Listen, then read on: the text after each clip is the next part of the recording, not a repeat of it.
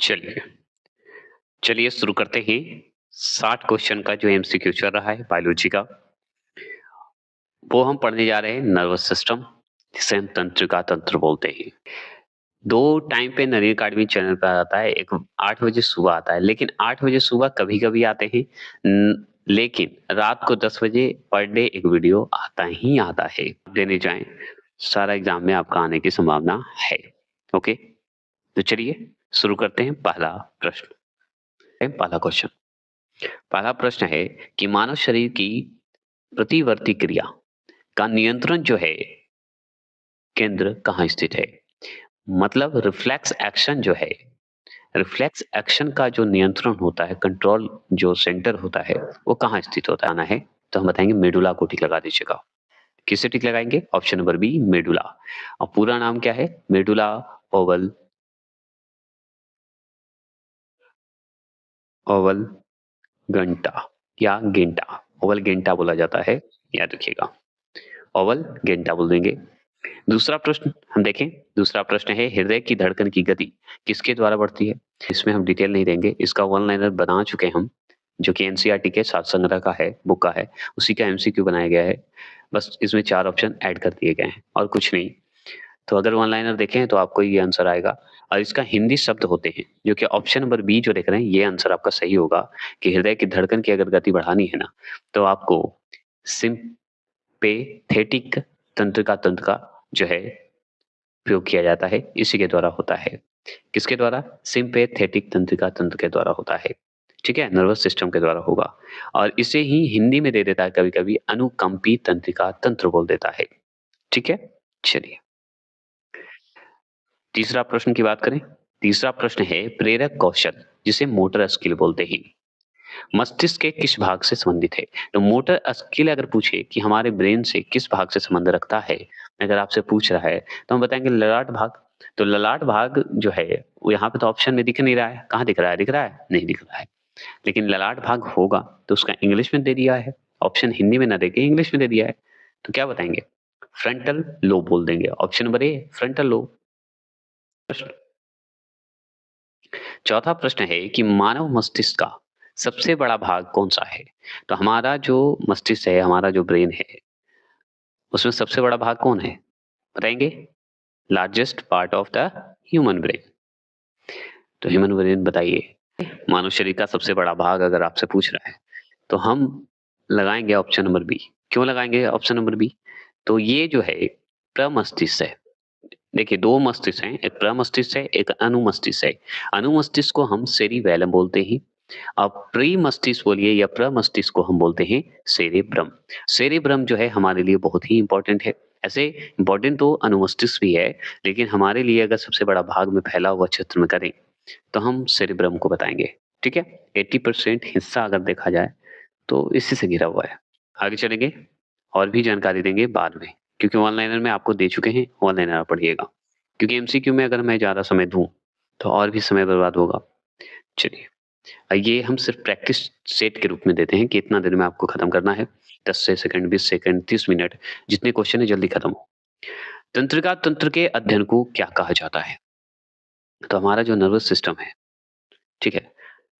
तंत्रिका तंत्र को अगर इंग्लिश में याद करना है तो नर्वस, नर्वस होते हैं कि नहीं हम लोग? उसी तरह याद रखिए नर्वस सिस्टम।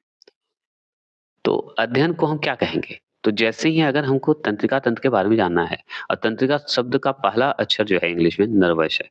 तो नर्वस है तो न से ही शुरू होगा। लेकिन न से शुरू होगा तो हम बोलेंगे क्या उसे? बता दीजिए। तो हम बोलेंगे तंत्र का विज्ञान बोलेंगे हिंदी में और इंग्लिश में बोल देंगे क्या? न्यूरोलॉजी। तो न्यूरोलॉजी कहाँ है? Option number B. तंत्रिका का इंग्लिश शब्द नर्वस सिस्टम। न से नर्वस और न से न्यूरोलॉजी। तंत्रिका तंत्र मतलब तंत्रिका विज्ञान। बहुत ईजी क्वेश्चन है कि नहीं? चलिए छठे प्रश्न की बात करेंगे। छठा प्रश्न है कम नींद आने की अवस्था को क्या कहते हैं? जब आपको नींद कम आने लगे, तो उस अवस्था में अगर मेडिकल टर्म में देखें, तो आप क्या कहिएगा? कौन-सी बीमारी कह दीजिएगा आप? तो हम बोलेंगे अनिद्रा की बीमारी हो गई है। अब अनिद्रा बीमारी हो गई है, तो अनिद्रा बीमारी को हम क्या बोलेंगे? स्लीपनेस बोल देंगे। तो स्लीपनेस तो पूछ ही रहा है, तो कौन-सा स्लीपनेस? बताइए। इंसोमेनिया बोल देंगे। चलिए, आगे चलें? डिसलेक्सिया अलग है, डिसलेक्सिया जो है हम लोग को अलग बताया जाता है। चलिए 7वें प्रश्न है, मस्तिष्क का वह कौन-सा भाग है जो गुरुत्वाकर्षण के विरुद्ध शरीर का संतुलन बनाए रखता है? तो मस्तिष्क का वो कौन-सा भाग है, बताएँगे, जो गुरुत्वाकर्षण के विरुद्ध शरीर का संतुलन बनाता है? हमारा ब्रेन का बहुत ही कमाल काम है, समझ गए? तो बॉडी को बैलेंस बनाए रखता है हमारा दिमाग। लेकिन कौन-सा है, बताइए मस्तिष्क का कौन-सा भाग? दिमाग में तो बहुत सारा है, सेरेब्रम है, हिपोथैलेमस हाइपोथैलेमस है ना? थैलेमस है, आपका पोन्स है, ठीक है? तो ये सब तो बहुत इम्पोर्टेंट है, लेकिन इसमें से है कौन? तो 7वां प्रश्न, अंतराली केंद्रक बोला जाता है हिंदी में। अब इसी को इंग्लिश में दे दिया है, तो आपको इंग्लिश में ही ज़्यादातर अंतराली जो केंद्रक क्यों देगा भाई? क्योंकि ये शब्द नहीं देगा, लेकिन इंग्लिश में शब्द दे देगा। तो हम यहाँ पे ऑप्शन नंबर ए दिख रहा है ना, वो आंसर सही होगा। अगर मस्तिष्क का वो भाग है, जो गुरुत्वाकर्षण जो ग्रेविटी होते हैं, उसके अगेंस्ट कहिए, उसके विरुद्ध कहिए, शरीर का संतुलन बनाता है। वो है ऑप्शन नंबर ए, जिसे हम न्यूक्लियस बोलते हैं। कौन-सा न्यूक्लियस बोलते हैं? इंटर इंटरस्टिशिया न्यूक्लियस बोलते हैं। इंटरस्टिशिया न्यूक्लियस बोलिएगा। क्लियर? कोई दिक्कत? 8वें प्रश्न की हम बात करते हैं। किसकी बात करेंगे? 8वां प्रश्न। 8वां प्रश्न है, सामान्य मानव मस्तिष्क का औसत भार कितना होता है? तो हम एनसीईआरटी का जो महेश वर्णवाल का पढ़ रहे हैं, वन लाइनर, उसी का एमसीक्यू है। तो हम जानते हैं कि हमारे मानव शरीर का मस्तिष्क भार अगर आपसे पूछ रहा है, तो हम ज़्यादातर ऑप्शन पे डिपेंड करता है, क्योंकि कभी-कभी ज़्यादा देता है। तो यहाँ पे हम 1.36 केजी लगा देंगे। कहीं-कहीं क्या होता है, 1.4 केजी दे देता है। तो ये आपको ऑप्शन पे ध्यान देना होगा। इसमें ऑप्शन में 1.3 केजी है। नहीं, 1.8 नहीं है, ये ध्यान रखिएगा। ना 0.9 ही केजी होगा, ना 1 केजी होगा, 1 केजी से ज़्यादा ही होगा। तो 1 केजी से ज़्यादा जो ऑप्शन दिखेगा वो लगा दीजिएगा। अगर 3.6 से ज़्यादा जो दिखेगा, वो टिक लगा दीजिएगा। 4 तक ही लगाइएगा, ज़्यादा मत चले जाइएगा। चलिए, अगर मैं बात करूँ 99 प्रश्न का, शरीर में प्रतिवर्ती क्रिया किस अंग द्वारा नियंत्रित होता है? बताइए। बताएँगे शरीर के प्रतिवर्ती क्रिया किस अंग द्वारा नियंत्रित होगा, कंट्रोल होगा? बताइए। मतलब जो कंट्रोल रिफ्लेक्स एक्शन होते हैं। 9वां प्रश्न का जवाब देंगे।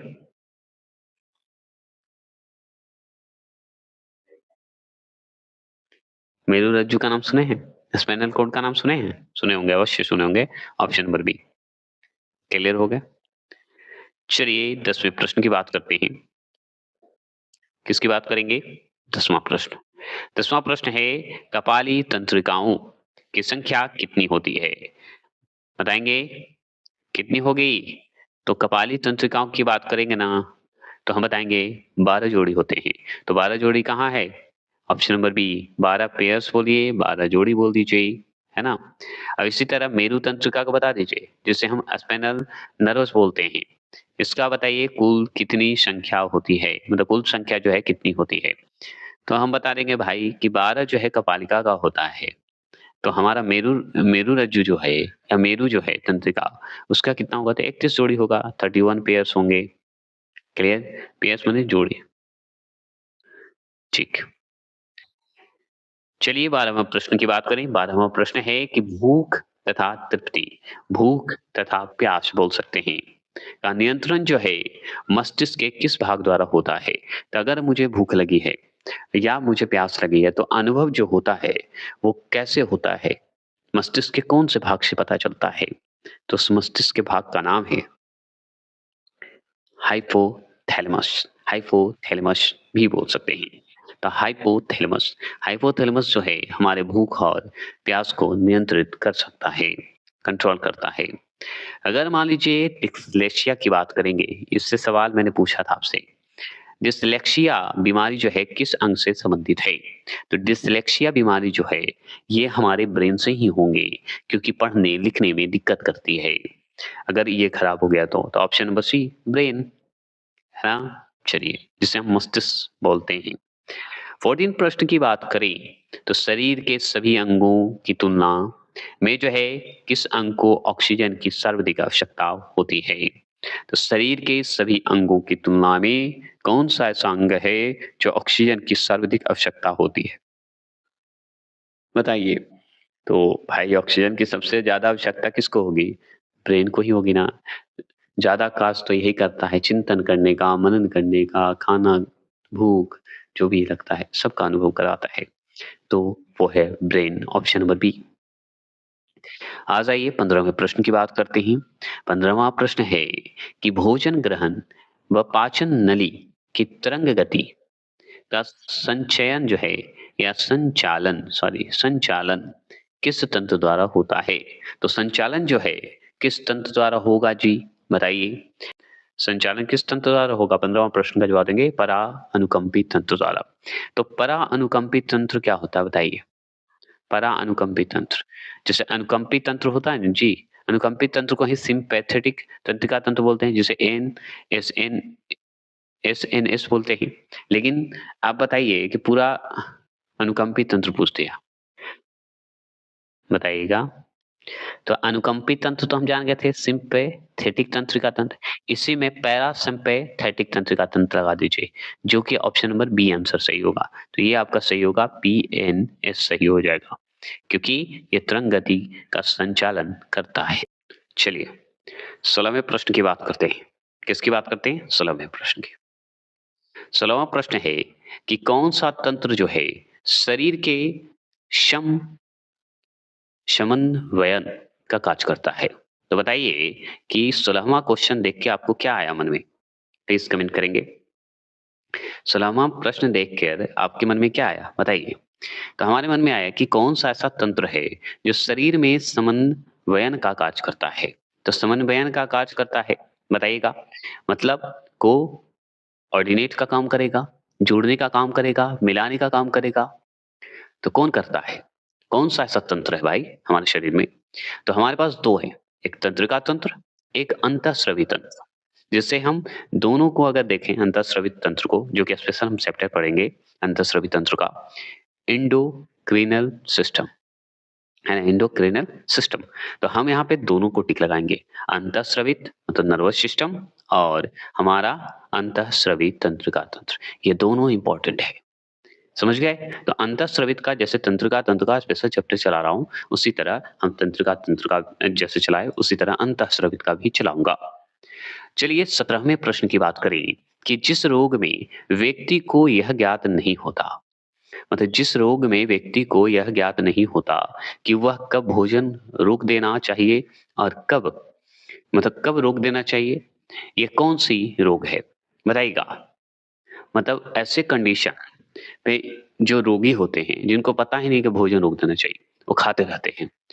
तो ऐसे व्यक्ति को किस रोग से पीड़ित हैं या कौन-सा रोग है, ये बता सकते हैं?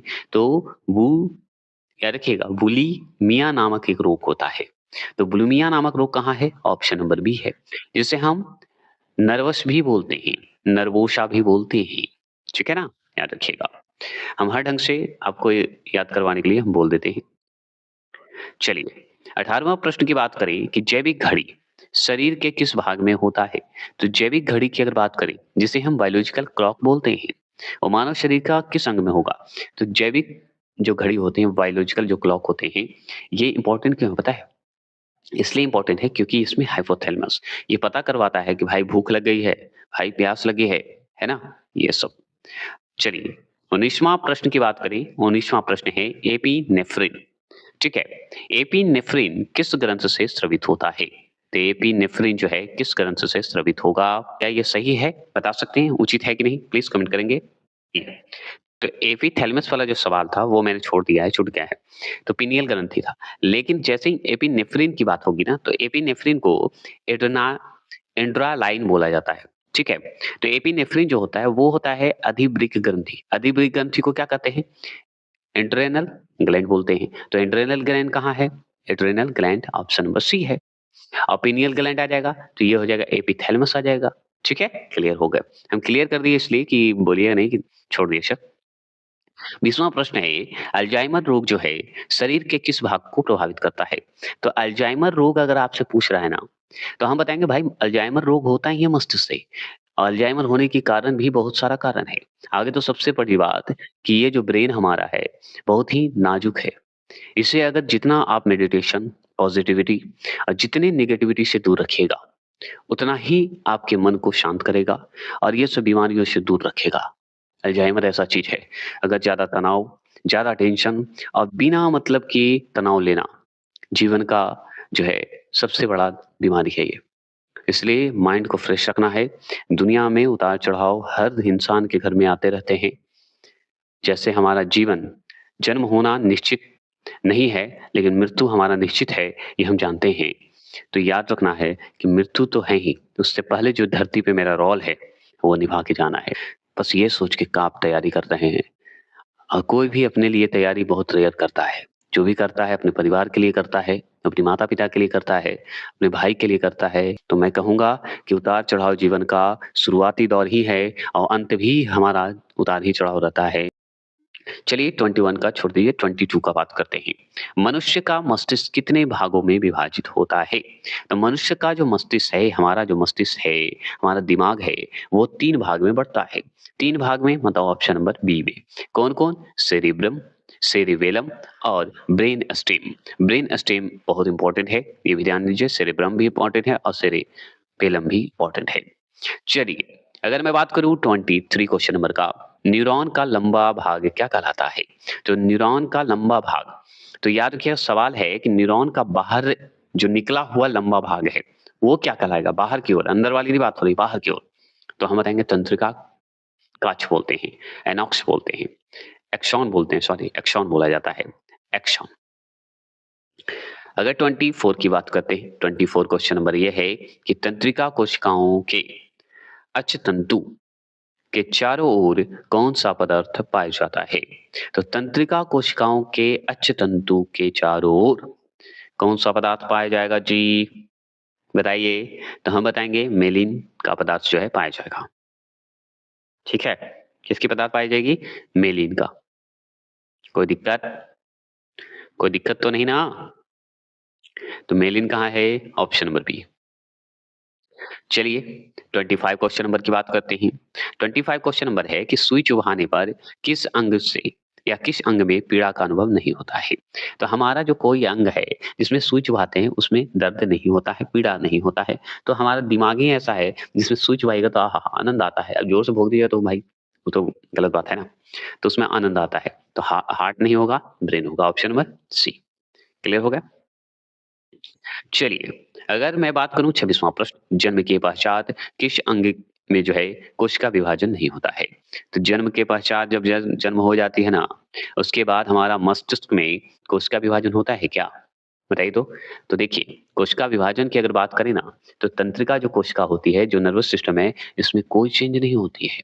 तो नर्वस सिस्टम अगर आंसर है, तो वो सही होगा। तो नर्वस कौन-सा? ब्रेन नर्वस सिस्टम होगा, क्योंकि यही सबसे इम्पोर्टेंट है।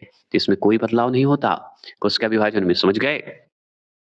चलिए, अगर मैं बात कर लूँ 27 क्वेश्चन नंबर का कि मस्तिष्क का कौन-सा भाग जो है बुद्धि, स्मृति और तर्क का केंद्र है? बता सकते हैं? मतलब इंटेलिजेंस का बात करेगा, मेमोरी का बात करेगा और रीज़निंग का बात करेगा। तो बताइए, दिमाग की बात है, तो वो होता है हमारे पास है, कौन-सा? बता दीजिए। तो मस्तिष्क में बुद्धि, स्मृति और तर्क की बात करेंगे ना, तो सेरिब्रम को याद करेंगे। तो सेरिब्रम यहाँ है, सेरिबेलम नहीं, सेरिब्रम। सेरिबेलम का ज़्यादातर भूमिका होता है, लेकिन उसमें सबसे ज़्यादा भूमिका अगर देखें, सेरिब्रम का होता है। ठीक है? हाइपोथैलेमस क्या है बता सकते हैं? प्लीज़ कमेंट करिएगा। 28 क्वेश्चन नंबर है कि जो तंत्रिका कोशिकाओं के मिलन को क्या कहा जाता है?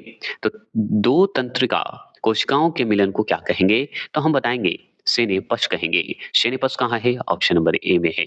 और याद रखिएगा कि 29 जो है क्वेश्चन नहीं लाया क्योंकि 28 तक ही नर्वस सिस्टम का जितना सवाल था मैंने पूरा करवा दिया। अगर ज़्यादा होता तो ज़्यादा क्योंकि 60 एमसीक्यू का जो सीरीज़ चल रहा है ना, ये कहने का मतलब है कि 60 से ज़्यादा क्वेश्चन तो आएगा नहीं किसी भी चीज़ का। तो इसमें से जितना हम जैसे नर्वस सिस्टम का 88 ही है, उत्सर्जन तंत्र का 25 ही था। तो इसी तरह का सवाल मतलब बना रहे हैं कि मतलब इतना क्वेश्चन आ जाए कि आप एग्ज़ाम देने जाएँ तो इससे घुमा के सवाल कितना भी पूछे तो आएगा इसी से। समझ गए? तो मैंने ये क्लियर करवाया। अब चलते हैं दूसरा जो टॉपिक है वो रक्त परिसंचरण तंत्र चलेंगे। ठीक है? ब्लड सर्कुलेशन सिस्टम पढ़ेंगे। चलिए उसमें थोड़ा ज़्यादा सवाल है।